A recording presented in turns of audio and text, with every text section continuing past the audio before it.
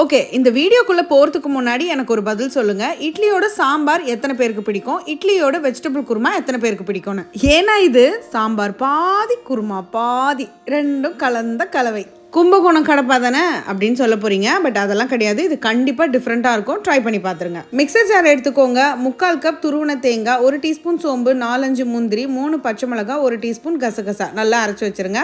இப்போ கடாயில் ஒரு குழிக்கரண்டி நான் தேங்காய் எண்ணெய் சேர்த்துருக்கேன். நீங்கள் எந்த எண்ணெய் வேணாலும் சேர்த்துக்கோங்க. உங்ககிட்ட மசாலா பொருட்கள் என்னென்னலாம் இருக்கோ அது எல்லாத்துலையும் 2 சேர்த்துக்கோங்க. இதில் ரஃபாக சாப் பண்ண ஒரு வெங்காயம், 2 பச்சை மிளகாய் சேர்த்து வதக்கிட்டு, 1 டீஸ்பூன் இஞ்சி பூண்டு பேஸ்ட் சேர்த்து வதக்கிட்டு, உங்ககிட்ட என்னென்ன வெஜிடபிள்ஸ் இருக்கோ அது எல்லாத்தையும் சேர்த்து ஒரு வதக்கிடுங்க. இதில் நான் மீடியம் சைஸ் 2 தக்காளி சேர்த்து வதக்கிட்டு, 1 டீஸ்பூன் கல்லுப்பு, 1/2 டீஸ்பூன் மஞ்சத்தூள், 2 டீஸ்பூன் தனியாத்தூள் சேர்த்து நல்லா வதக்கிக்கிறேன். அவ்வளவுதான். ஒரே ஒரு கப் தண்ணி ஊற்றி காய் வேகிறதுக்காக மூடி போட்டு ஒரு 5 நிமிஷம் வேக வச்சு எடுத்துருங்க. இப்போ வெந்த பிறகு 1/2 கப் பாசிப்பருப்பை நான் வேக வச்சு வச்சிருந்தேன், அதை உள்ள சேர்த்துக்கிறேன். அது ஒரு கொதி வந்ததும் நம்ம அரைச்ச தேங்காய் பேஸ்ட் கூட 1 கப் தண்ணி ஊற்றி டைல்யூட் பண்ணிக்கோங்க. ஒரு 4-5 நிமிஷம் கொதிச்சா போதும். ஃபைனலி கை நிறைய கொத்தமல்லி, 1 டேபிள் ஸ்பூன் தேங்காய் எண்ணெய், அதோட கருவேப்பிலை சேர்த்துட்டு இறக்குனீங்கன்னா கம கமன்னு நம்ம பருப்பு குருமா ரெடி. அட போங்க, எப்போ ஒரே மாதிரியா செய்றீங்க? இதை ஒரு முறை ட்ரை பண்ணி பார்த்துட்டு எப்படி இருந்ததுன்னு எனக்கு கமெண்ட்ஸ்ல சொல்லுங்க. அப்படியே மறக்காம ஸ்டவ்வோடு சமைக்கும் போது கொஞ்சம் லவ்வோடு சமைச்சிங்கன்னா சுமாரா இருக்கிற சமையல் கூட சூப்பரா இருக்கும்.